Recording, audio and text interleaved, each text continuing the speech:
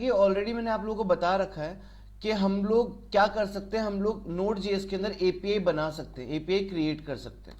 ठीक है, तो आज के इस लेक्चर के अंदर हम लोग एक एपीआई बना के देखने वाले हैं। ठीक है, तो एपीआई बनाने के लिए कुछ सिंपल स्टेप्स बता रहा हूं, ये कुछ बड़ा हेक्टिक एपीआई नहीं है, एक छोटा सा बनाने जा रहे हैं।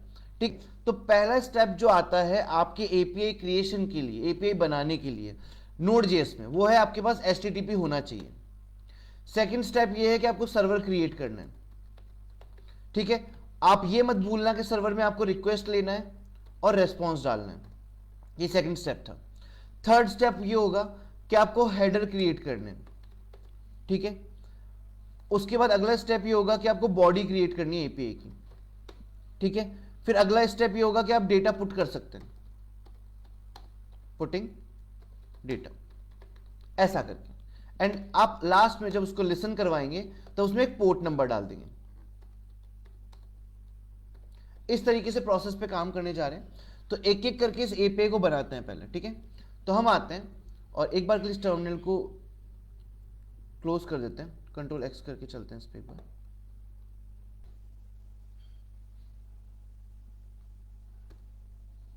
इसको क्लोज कर देते हैं एक बार के लिए, दूसरा स्टार्ट कर लेंगे। तो यहां पे आते हैं, यहां पे आने के बाद सबसे पहला स्टेप था हमें HTTP चाहिए। तो हमने कौन सा HTTP बनाया और यहां पे लिखा रिक्वायर और मॉड्यूल डाला हमारा HTTP। परफेक्ट, पहला स्टेप डन हो चुका है। सेकंड स्टेप हमारा क्या था, हमें सर्वर क्रिएट करना है। तो मैंने लिखा HTTP डॉट क्रिएट सर्वर। फिर क्रिएट सर्वर ऑब्वियस सी बात है, आपको पता है एक फंक्शन है, तो आप इसको यहाँ पे एंड कर सकते हैं और यहाँ पे आके इसके अंदर एक एरो फंक्शन बना सकते हैं। इस तरीके से बना दिया। और ऑब्वियस सी बात है, हमें यहाँ पे पोर्ट चाहिए होगा, तो मैंने लिसन कर दिया।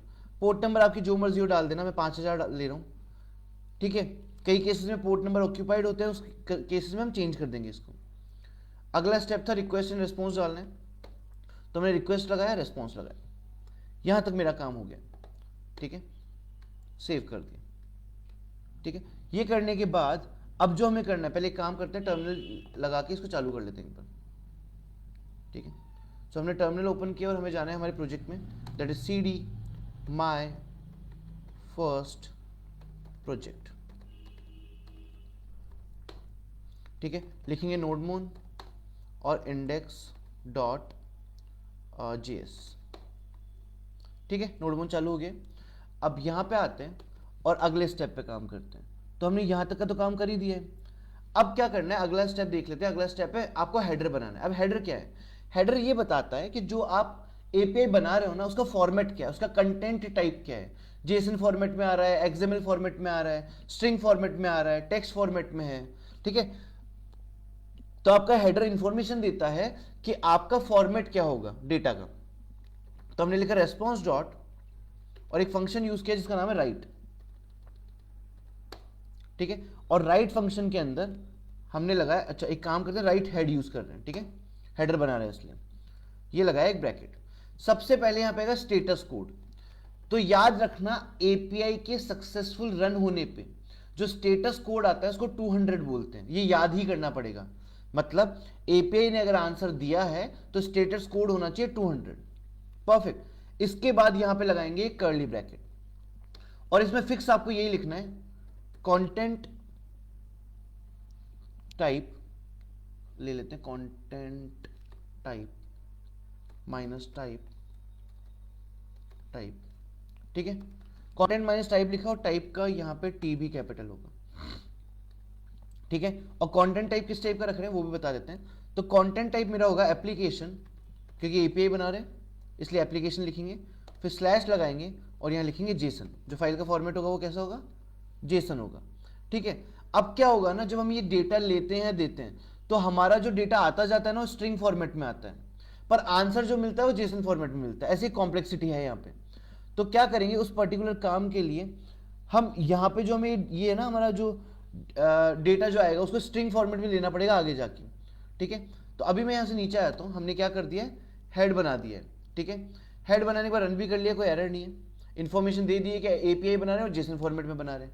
नेक्स्ट पार्ट पे आते हैं, यहाँ लिखते हैं रेस्पॉन्स डॉट, इसमें एक डेटा डालना है। तो मैं ले रहा हूँ डेटा राइट के लिए। ठीक है, और राइट फंक्शन के अंदर जाके इसको क्लोज कर देते हैं और यहाँ पे जो डेटा जाएगा वो स्ट्रिंग फॉर्मेट में ही जा सकता है। तो लिखूंगा जेसन डॉट, एक फंक्शन है स्ट्रिंगिफाई, जो कोई भी डेटा को स्ट्रिंग फॉर्मेट में कन्वर्ट कर देगा। ये यूज़ करेंगे।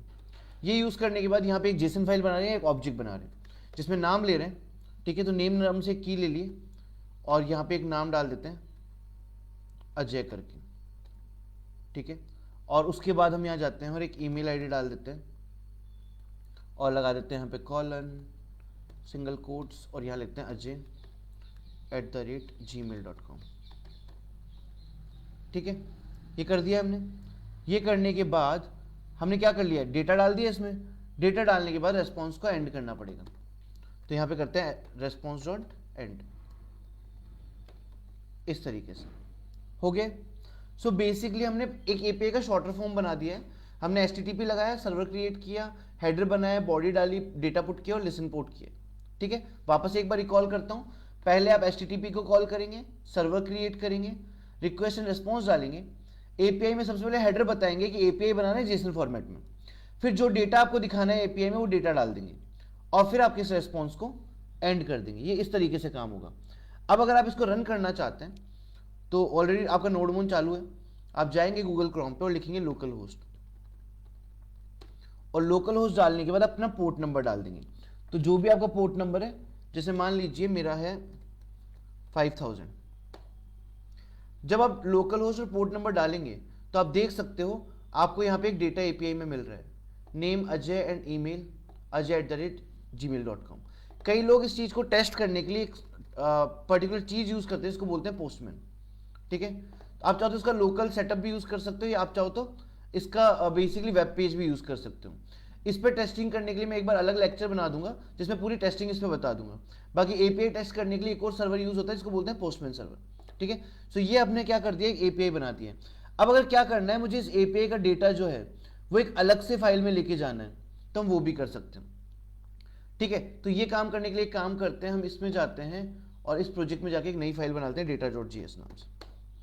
ठीक है, अब मैं क्या करने जा रहा हूँ, मेरा जो डेटा है वो यहाँ बनाऊंगा। तो मैं गया यहाँ से और ये जो भी मेरा डेटा था, इस डेटा को मैंने ऐसे कॉपी कर लिया और यहाँ पे मैं जाके एक वेरिएबल बनाता हूँ कॉन्स्ट डेटा करके is equal to and paste, बन गए। अब ये करने के बाद मैं इसको एक्सपोर्ट कर डालता हूँ, module dot exports equal to data. ठीक है, सो बेसिकली मैंने जो डेटा मेरा आ रहा था उसको एक्सपोर्ट करवा लिया।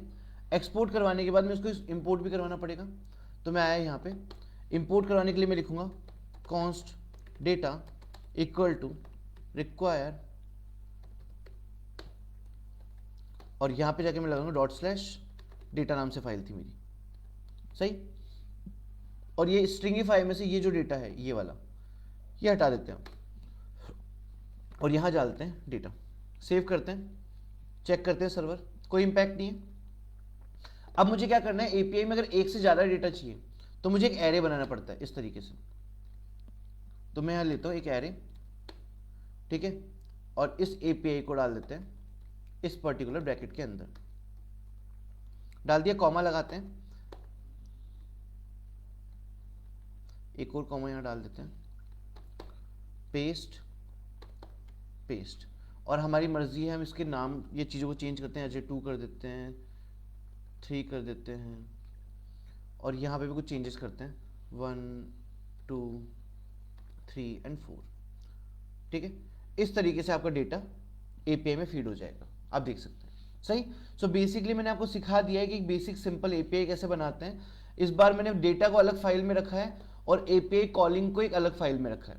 ठीक है, so this is the end of this lecture, जहाँ पे आपको समझा दिया गया है कि सिंपल एपीआई नोड.जेएस में कैसे बनाई जाती है। Thank you so much.